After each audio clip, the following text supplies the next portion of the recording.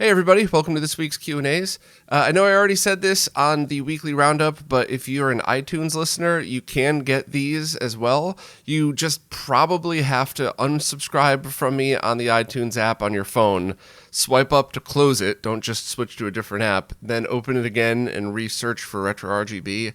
I don't understand why, to be honest with you. I have no clue why any of this stuff broke in the first place, but if you do it that way, it should be fixed, I guess.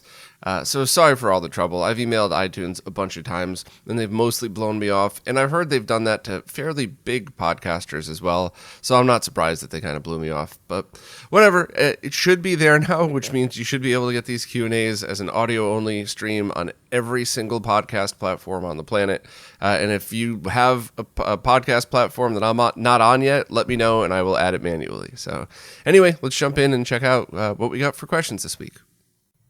Starting us out, Frey wanted to clarify the question from last week that I was looking at from the wrong perspective. I believe the correct question is, how do you get 480p scaled to 1080p or up, looking good without jagged edges? So a lot of TVs, if you just put a 480p signal in, it will scale it and it'll look fine, but it'll be uneven scaled. So the jagged edges not only are still there, but they're not even as if they would be with a scaler that was designed specifically for that. So there's a couple of different answers because you mentioned the PS2, which kind of throws a wrench into the mix. But basically, getting your consoles to HDMI and using an M cable or mClassic might be a good solution for that. And I know I mostly tell people not to use that thing, but it's usually in the context of some random YouTuber said it was the solution to everybody's problems in all of gaming. And, it's not. It's absolutely not. But this might be a great solution. The only issue is how are you going to get your consoles to HDMI? And that's where it gets complicated, and that's where you might not even want to use the M cable at all. But I'll explain. So first, with the original Xbox, almost every title on that is 480p, so grab any HDMI solution. The Chimeric adapter is excellent, it's plug and play, and I couldn't find any problems with it at all. I really liked it. Whereas those cheap ones you get on Amazon, they don't add lag, so that's a good thing, but they do add interference. They're really poorly made. If you're on a budget and you're saving up for something like the internal digital-to-digital HDMI mod, or if they're not in stock or whatever, you just need a short-term solution, the budget cables are fine. They add interference but not lag, so in my opinion, they don't destroy the gaming experience at all. But basically, get your Xbox to HDMI and go through the M cable. Now, here's where things start to get complicated, and here's where that might not actually be the best total solution for your whole setup. What are you going to do with your PlayStation 2? So those cheap adapters that just digitize the PS2's output, some of them work well, some of them don't, but they just pass through 480i. They don't deinterlace it. And the mClassic M cable doesn't do any deinterlacing. When you feed it a 480i signal, it just passes it through. I certainly didn't find any good use for 480i through it. So then you're going to have to deinterlace that, and you could use something like the RetroTink Mini or a Rad2X, but then you wouldn't get access to the PlayStation 2's 480p titles. So that leaves you the RetroTink 2XM, the OSSC, the GBS control, and the RetroTink 5X. And the first two solutions are great, except you only get Bob deinterlacing, which is that kind of shaky up and down signal. The GBS control is great, but then you would also have to go into that, out of the VGA output, into a VGA to HDMI converter, into an mClassic if you wanted that solution. So that's something to consider, but that's a lot of stuff plugging into other stuff. But the GBS control would work for Xbox and PlayStation 2. The RetroTink 5X might be the best solution overall because you just don't have to worry about anything. You connect everything through component video, get yourself a decent component video switch, put it to the component inputs of the RetroTink 5X. You could utilize the motion adaptive deinterlacing, so it's not shaky at all. Same with the GBS control. But with the RetroTink 5X, you also have the different scaling options of Sharp or 2.5X. And you're still going to get uneven jagged edges, but it's going to look different than if your TV did it. So if you're going to go the RetroTink 5X solution, I would say do that, get good component cables for both of your consoles, and then try it and just see. try the different output modes, try some settings. And if there's still too many jagged edges for you, then try feeding that through in mClassic. But then you're going to have to mess with the output resolutions of the RetroTink. Does it look good in 1080p? Should you set it to 480 or 720? You're really just going to have to play with that and see what looks best overall. On the flip side, same thing with the GBS control, but then once again, you'd have to digitize it, so that would work. So if you're somebody that's that overall is going to be doesn't mind modding, you would consider doing the Xbox HDMI mod, you would build a GBS control, you don't mind doing all that stuff, you could save a lot of money by going by the GBS control route. Or, of course, you could wait for the next scalers, the OSSC Pro and the Morph, and see what they can do to this stuff, because maybe there's some kind of filtering or smoothing going to be built into those.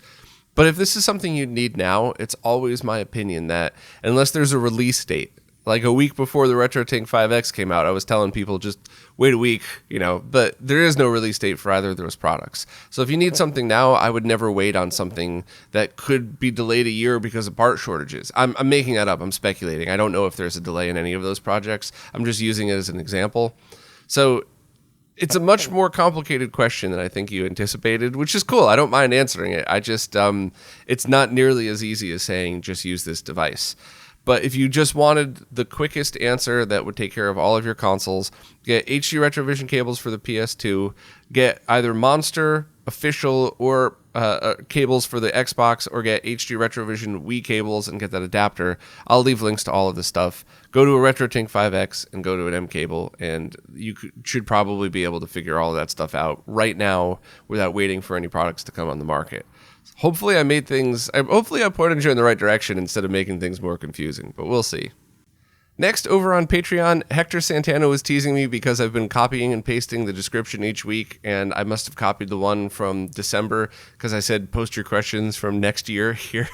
So yeah, totally caught me out. I tried to streamline as much as possible because even a short video takes absolutely hours to get all processed, and even after you upload it, you have to set all the descriptions, the tags. I mean, it's pretty much however long you think making a video takes, triple it at least. And there's a lot of, I don't want to say busy work, but kind of busy work-esque stuff. So yeah, I will pay attention to that and try to make sure my copy and paste for each week is updated. So good catch. Thanks for letting me know, and hopefully at least you had a laugh at it.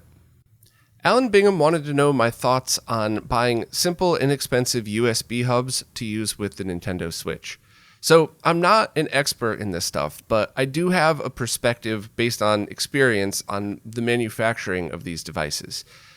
You could always stumble across a giant turd that has a terrible power component to it, a bad PSU, and it's sending dirty voltage. However, USB hubs are made in such large quantities. Getting one that's just okay should still be a decent enough solution. So, if you really want to be OCD about it, you can get a Nintendo branded one or one of the bigger name branded ones. But for something like a USB hub, I think you should be okay just picking one up, just picking any one up, especially if it says, confirmed use with the Switch, and you should be okay. But I would, as general advice, just kind of look at where you're purchasing it. Is it a random eBay link for $1.99, or same thing, a random AliExpress link for $2?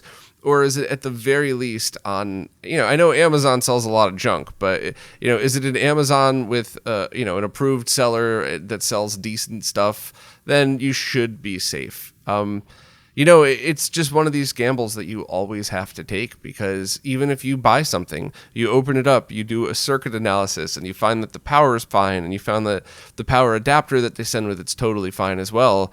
And how do you know a year from now when you buy another one, there wasn't a part shortage, and then they just swapped a bunch of parts out for junk ones? So when it comes to stuff that's made in such high quantities like USB hubs, I try not to obsess as much, but it's certainly something to think about. So I guess I would just try to buy a known brand, something that says it's good and works with the Switch.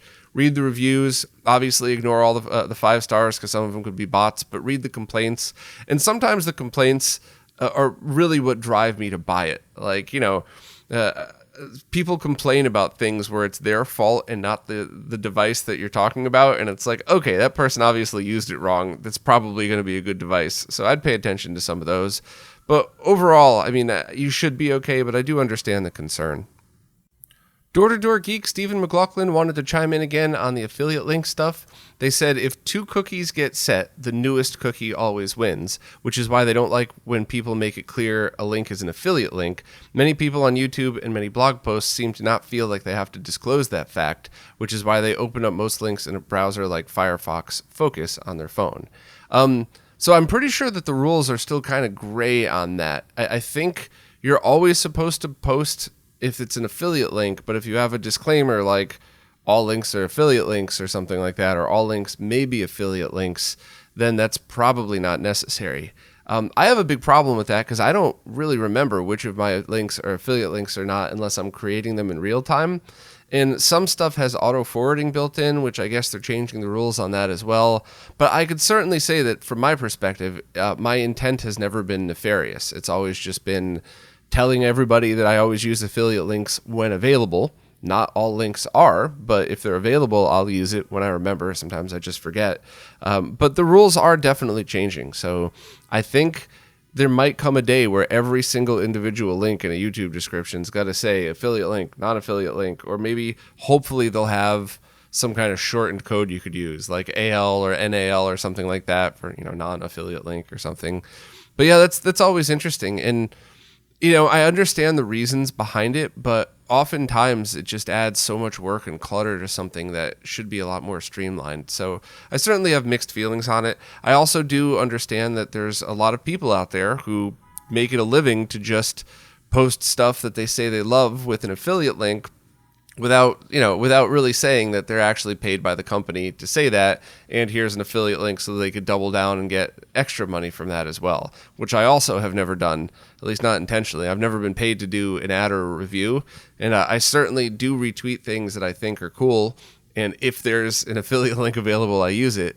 But I'm pretty sure on Twitter, I'm pretty sure the stance that I've taken is whenever I do something like that, like, hey, here's this cool thing I just bought, I'm not sponsored by the company, but this is an affiliate link, see if you like it. I think I'm pretty open about that each time, but I would like to make sure I get it perfectly right across the website and the YouTube ads and stuff. But it's a lot of work, and, I just don't really know the smoothest way to do it. So if anybody has any thoughts, or if you, Stephen, have some more thoughts on that, I'll definitely listen. But there's also got to be a thing where if there's a website with 5,000 pages on it, do I actually have to go through 5,000 pages and retroactively add tags to every single page? Or could I just say in a footer on the website, all links are most likely affiliate links or something?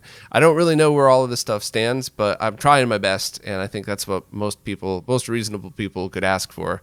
So thank you for the thoughts on that, but hopefully I can get it right.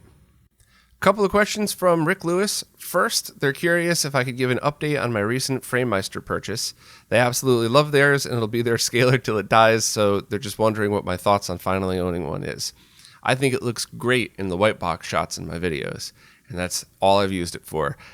There might be a time where I power it up, add the latest firmware, add some Firebrand X profiles, and do some testing.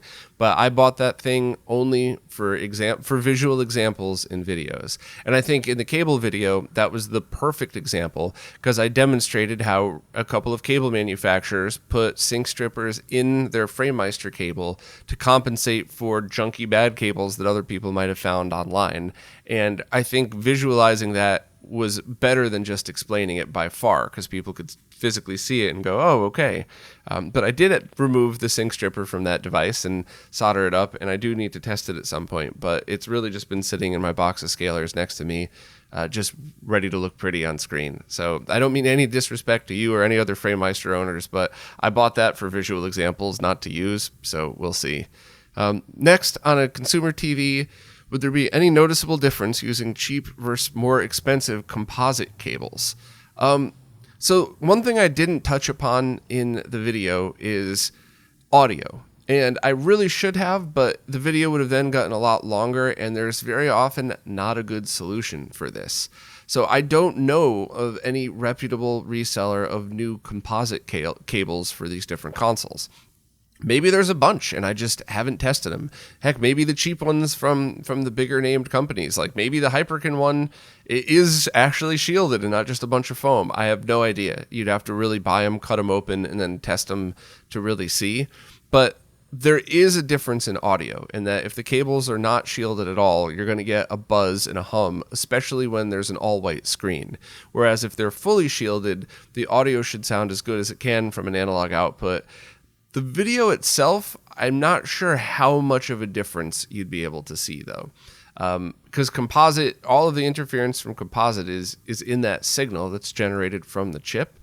Anytime you have a shielded cable, though, you could prevent outside interference. So it's possible that if you ran it in a place that had some interference, using an unshielded composite cable would add some more artifacts on screen than using a shielded one. But really, it's just... it's kind of just an audio side of things. If anybody has any other thoughts on this, please correct me if I'm wrong, but my general opinion on composite cables is I would love to be able to buy fully shielded ones, but the bonus would really be audio and preventing interference, not anything else. But if I'm wrong, I'd love to know. I'm wrong all the time, and I always like to correct myself. And lastly, they assume I didn't add it because this is isn't one of the produced videos, but have you ever thought about adding your theme music intro to these videos? I could if people wanted me to, but I always approached these Q&As as raw and stripped, if you will. Like I always do these in real time. It's always my honest opinions, which has gotten me in trouble a lot. Pretty much once a month, there's, people hate me for something I say on these, but it's real. It's the conversation you would have with me if you ran into me at a bar or a coffee shop and asked me the question. This is exactly the answer you would get, although I tend to use profanity a lot in person, especially now that I try to tone it down for these videos. So if you meet me in person, imagine Joe Pesci talking and saying the same things I would, dropping the F-bomb every other word, or worse or something. But yeah, that's pretty much how I approach these. So adding a produced intro and adding an outro to it, while it's cool, if people think it seems more professional that way, I'll absolutely do it. I want to both say and make people feel like this is just a conversation with me as if we were hanging out talking. And I don't know if adding a produced intro and outro would take away from that, or if I'm just being crazy and it doesn't matter at all and people like to hear the theme music. Either way, if anybody has thoughts on that, please let me know. And thank you very much for liking the intro. I wrote that a couple years ago, and I think that's one of my favorite things I've ever written, and it came out like all in one shot. My friend sent me a song that was 4 chords and a chorus, and that was it. And as soon as I heard the song, which was all just chords, I heard the in my head, and it's never happened to me before in my life.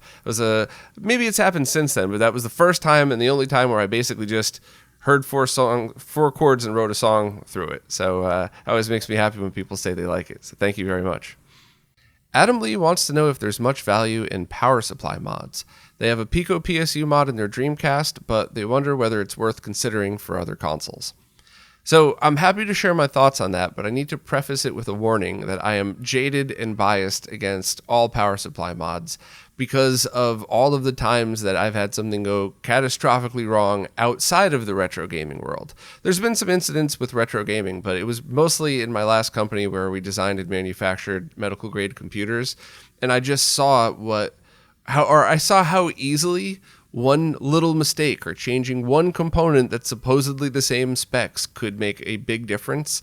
And even if you buy something and test it and it seems fine, the next run of manufacturing might not match. So I'm definitely biased. So you might want to just take this with a grain of salt. But my opinion on all of this stuff is if there is a specific reason to do it, then you should really consider it. And one of them that I run into all the time is I have friends that either live in different regions than the console they want to purchase or move around all the time. So they want to remove their internal power supply on something like a Dreamcast, Saturn, or PlayStation where it's just an AC power supply. And they want to add something like the Pico PSU so they could use an external AC to DC adapter, and then they'll just pick up an international version of those and they never have to worry about it. So that is the number one reason I would suggest for using it. If your power supply dies, I would suggest recapping that and cleaning it up before using a replacement, just because you know if you go to some place like console5.com and you pick up a cap kit, it's going to be high quality capacitors.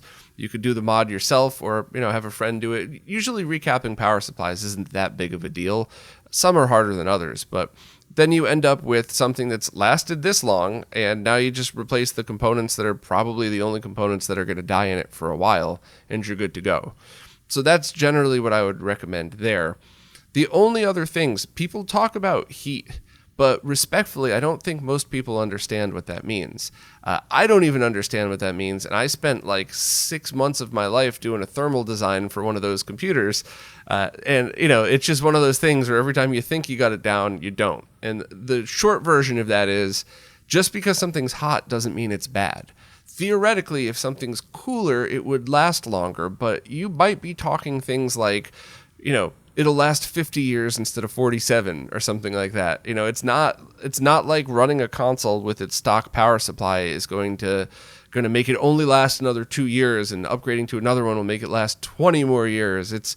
I don't really think it's like that. I could be wrong, or there could be model revisions, especially with crazy consoles like the Saturn where there's so many different revisions. It is possible that you could, quote unquote, upgrade your console with one of these. But I think in the majority of cases, it's totally fine just as is. But there could be a potential for that. The only problem is you need to make sure that you have a really good power supply replacement that's in there. And a lot of the ones that are out there are not. They're cheap. And even one of the good ones just got cloned by that notorious clone company that sometimes people accuse me of like starting trying to take them down or something. I kind of am, because they make their living by stealing from other people's designs and making low quality versions. And that's exactly what happened here. There's one power supply out now for the PlayStation that's cheap, and it looks like it's the good design, but they used the wrong revision. They used terrible quality components.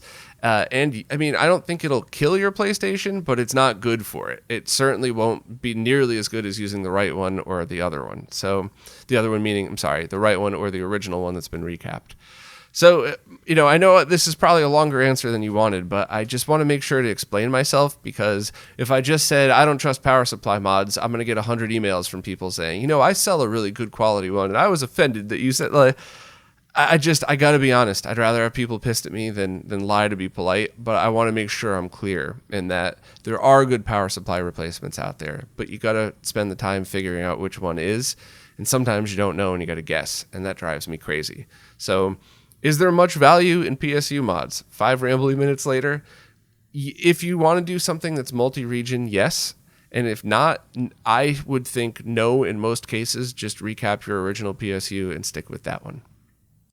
Kevin K wants to know, if they have all their retro consoles HDMI modded, is there any benefit in adding a RetroTink 5X to their setup? They have a new Sony OLED. My opinion is no. I think all HDMI modded consoles could output at least 480p, so at least progressive scan. So, and even if it's not the best signal to send to your TV, it's not a bad signal at all. So you could do something like use an HDMI to component converter, put it through the RetroTink, and let that scale it for things like the GameCube. But unlike what I was saying before about which scaler to buy, waiting for a solution like the OSSC Pro or the Morph that has an HDMI input is fine in this case, at least in my opinion, because you're not starting out with something bad. You're starting out with something very good and eventually going to something better. So you don't have to worry about lag or deinterlacing or anything with any of these HDMI modded consoles. So I would just kind of wait for a solution that's designed to do a digital to digital HDMI upscale for game consoles. And that would probably be the best bet. No disrespect to Mike, I think he would probably say the exact same thing. The RetroTink 5X is amazing, and there are some scenarios where you could benefit from that, but if you have a bunch of consoles HDMI modded, your Wii, your GameCube, your Xbox, your N64, whatever, I do really think it'll probably be better just to wait. Also, what would be the best way to add quality scan lines to consoles like the Xbox 360 or the Switch?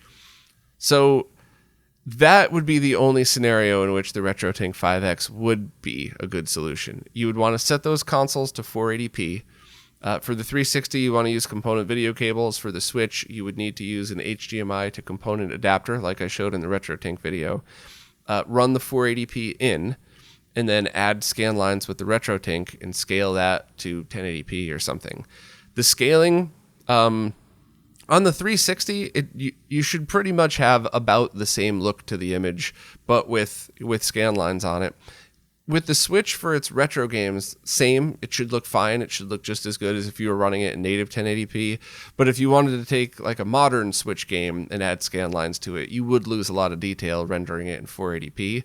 But if you're just talking about things like playing the new Virtual Console games, that would work.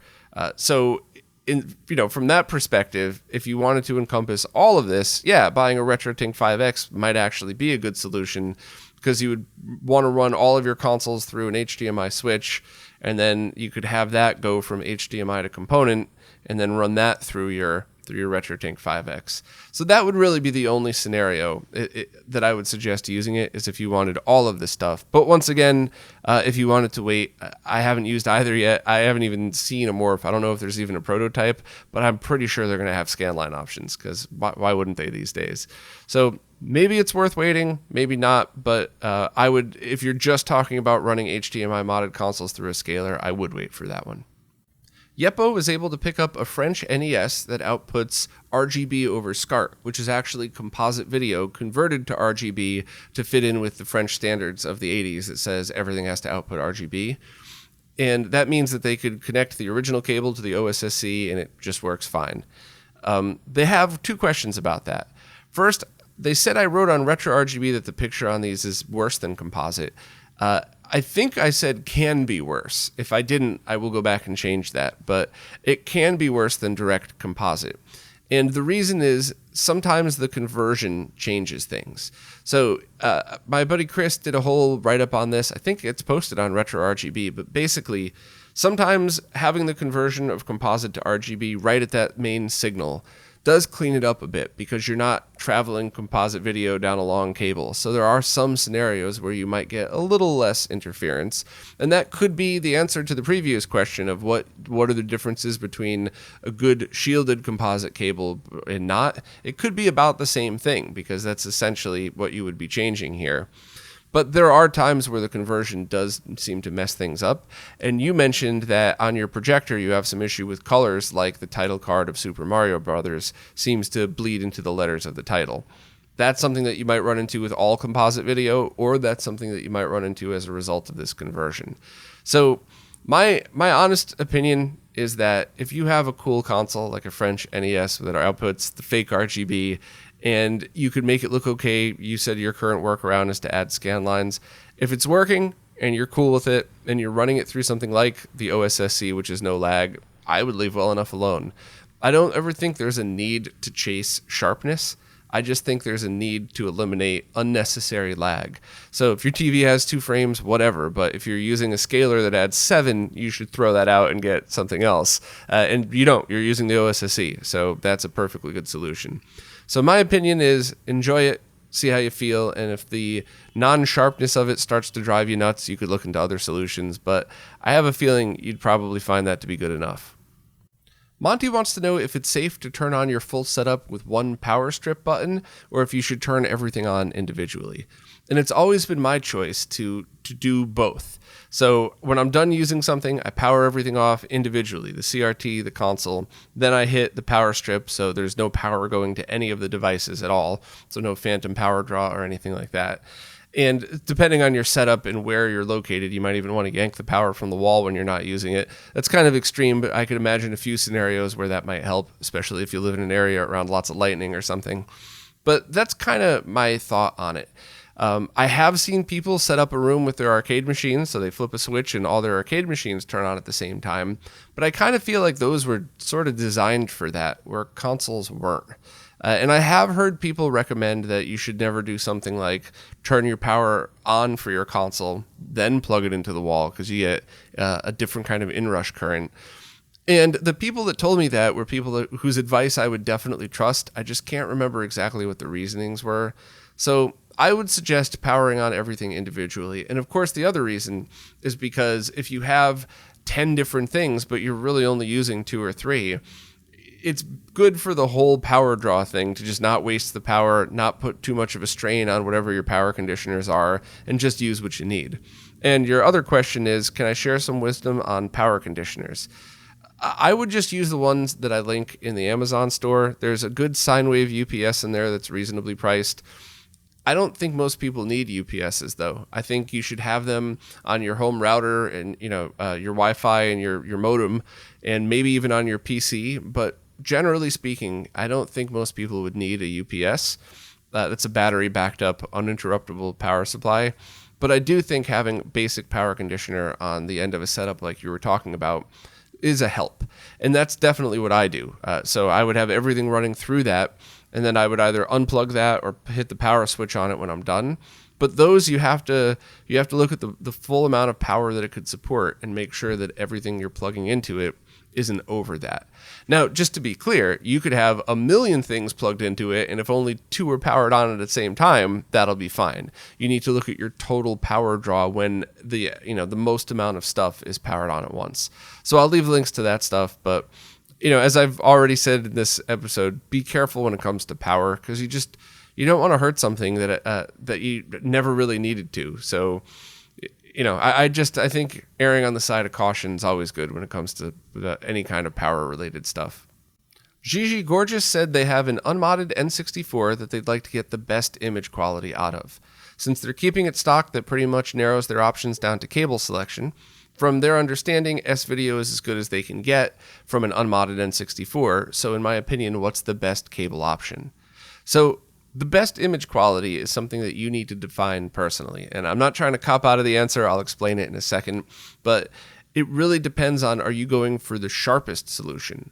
Are you going for a nice smooth solution that makes the N64's graphics look a little less blocky? Or do you want it right now? Or are you looking for a permanent solution for the future? There's a lot of bests. So right now, if you just wanted an excellent quality solution for the N64, you could pick up a RetroTink Mini. It comes with, or I think you could add on an S-Video cable for it. That's not the world's best S-Video cable, but it's totally fine. So, under $100, you get a really good solution. It's sharp enough at 480p. You could add that really great smoothing filter, and that's a perfectly good solution for right now. The Rad2Xs are out of stock, and those would be composite video in your solution, or in your situation, plug and play, no mod. But if you're using the smoothing filter, there's nothing wrong with that. You're going to lose some sharpness, but it's still going to look pretty good on the N64. Not on all consoles, but definitely with the N64. But if you're really chasing the sharpest output and you don't like any of those smoothing options, then yeah, it would probably be worthwhile to get either the Insurrection Industries cable or one of those super coax cables like the Retro Access ones and run it through a RetroTink 5X. And you'd get a really great picture for the N64 out of that. And then if you wanted smoothing options, I guess you could look into like an M cable or something. And then, of course, in the future, what other scalers are coming? Are the future scalers going to have S-Video inputs with smoothing options? So you get the combination of sharp and smooth. So you're really going to have to decide for yourself. But the overall advice I would give, grabbing a RetroTink Mini is never going to be a bad thing. And also grabbing a RetroTink 5X, if you have a lot of other consoles and can use its other features with a really good S-Video cable, could be another really great solution. So I would kind of consider all of those and maybe check out my videos on all of this stuff and see where you really want to go and what other consoles you want to integrate into this. But it should be an easy enough decision as long as you just ask yourself the questions I just brought up. Daniel Lodato said they're currently using the Game Boy interface software to play Game Boy games on a GameCube, and they're outputting it via a Prism, so they're going HDMI from the Prism to their OLED. And they're still not happy with the video quality. Something seems like it could be sharper. Would a Game Boy Advance consolizer be a worthwhile investment, or are they just being crazy and unrealistic, and this is what happens when you blow up a handheld game to the big screen? So that's a really good question, and what I think, it's just speculating obviously because I'm not seeing this in person, but what I think you're seeing is the soft scale of 480p to 4K when stuff like Game Boy interface would benefit from a sharp scale to retain the original look. So basically overall, the Prism's going to all GameCube plug and play solutions at the moment are outputting 480p. And in my opinion, when you have a good TV with a decent scaler in it, the smooth scale of 3D graphics on 480p to 4K comes out pretty good. However, the 2D graphics, the stuff that you're always used to seeing sharp, especially handheld stuff, could really benefit from a sharp scale. And I think handhelds stand out more because you might have been used to, an RF connection on a blurry TV playing your old retro stuff growing up, but your handhelds always looked sharp. Not very well lit and everything in the case of the Game Boy, but when you're looking down, you're seeing all of the sharp pixels. There was no smoothness growing up with those. So your eyes are used to seeing them sharp. Now, you could do something like take the output of the Prism, the HDMI output, convert that to component video, and then run that through a RetroTink 5X, or I guess even an OSSC, and line double that to 960p on the OSSC, or use a ton of different options on the RetroTink 5X, including 1440p, which will get you a very sharp output. So that's certainly an option to sharpen it up. The Game Boy Advance Consolizer might make a difference. It really depends on how your TV processes 720p versus 480i. If you already have a Game Boy interface set up and you already have all of this other stuff, I guess I would ask yourself, would you use the RetroTink 5X or OSSE for something else, or would you only be using it for this? And if you're only using it for this, maybe upgrading to the GBA Consolizer would be a decent solution.